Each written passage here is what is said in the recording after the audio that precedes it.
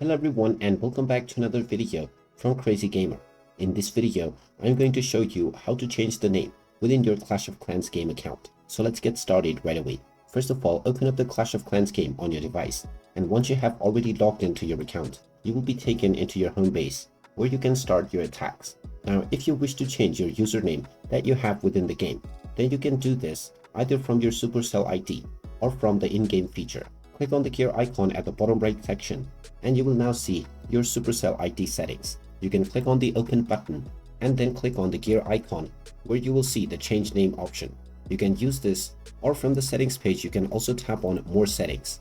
Within this section as well, you will be able to find the change name option. Go ahead and tap on this button and you will be allowed to change your name into your desired one.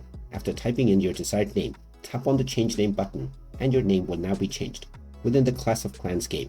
And there you have it. That is how easy it is to change your Clash of Clans game name.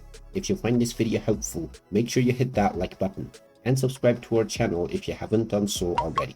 Also ring that notification bell to never miss another update from us. Thank you for watching and I will see you again in the next video.